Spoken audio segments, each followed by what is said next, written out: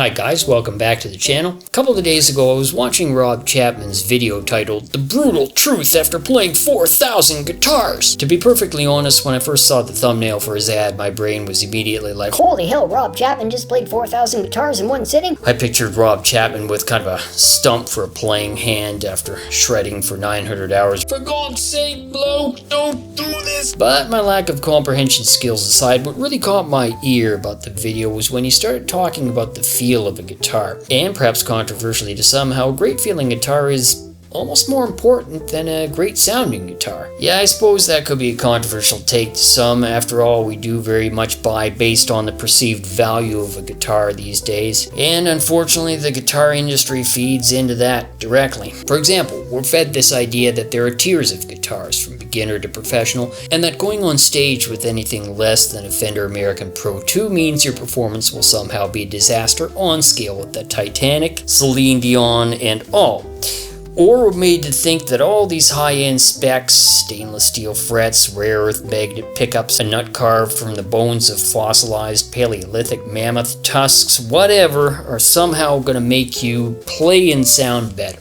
And all the while, as brick-and-mortar music stores slowly shrink in number and online is the only way to get an axe, we're told to trust the brand and buy the specs without ever having to try a guitar to see how it actually feels in our hands. Which is why I agree with Rob Chapman that you've really got to cut through all that noise and get to a guitar which feels right in your hands, even before anything else, before the brand name, before the specs, before the pickups, before anything. Sit down and play the damn thing. Case in point, this Dan Electro Pro. Now I bought this at a pawn shop a while back, and when I sat down and I gave this a spin, it was a totally unexpected experience. Really unlike anything else in the shop. Sat right on my leg with the neck where I wanted it. It had a nice modern C-carved neck, not thin nor chunky, and the action just felt kind of natural. And the real evidence telling me I needed this guitar was when one of the shop guys also came in and tried it, and he wouldn't stop playing it, and he was like, wow, this plays really well. And then the store owner had to come in and pry it out of his hands to sell it to me, and he broke down and cried, and sadly he passed away later on that night.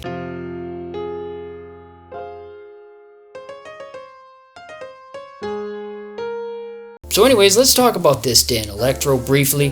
This is a 2007 Dan Electro Dano Pro. This guitar was first manufactured and sold in 1963. This is actually from a China production run in 2007. There was another run in 2012 in Korea, but this is the China run. 2 lipstick pickups with some decent values, and this is wired so when you're in the middle position, both pickups are in series, so you get a pretty noticeable boost.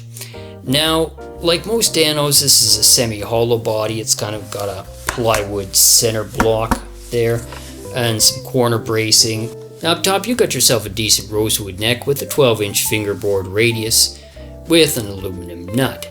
This is also a 25.5 scaled neck with 19 frets. It's important to note that the neck joins the body at the 14th fret, and thus getting to anything above that fret is pretty much impossible. And of course, just the classic bow tie shape and the gold, just such a great looking guitar to me. Some people may hate it, but if you do, we can no longer be friends.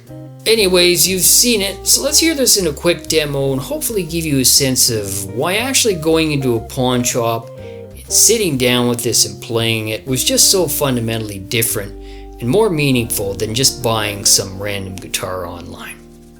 I'll see you at the table.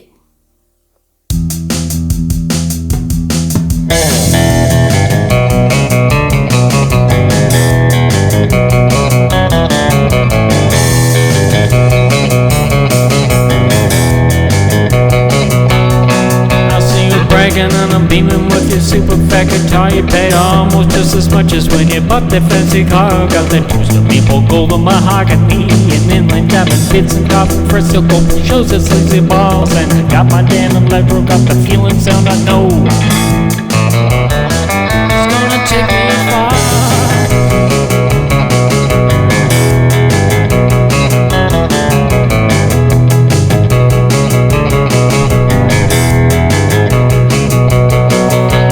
Got your big endorsements wheels and your 20-carat axe and a strap made out of snakeskin and a pick from sacred glass. And you plug it all into a Bexadano. You think you now have gotten everyone else thinks you're full of stinky gas. And I got my damn electro, got the feeling tone I know it's gonna kick your ass.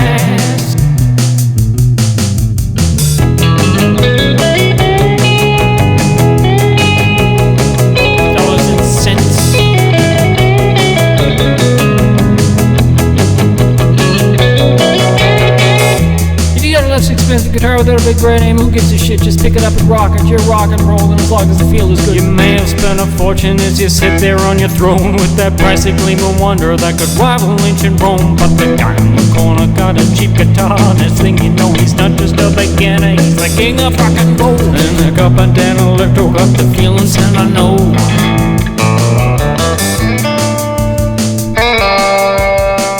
It's gonna take me home now.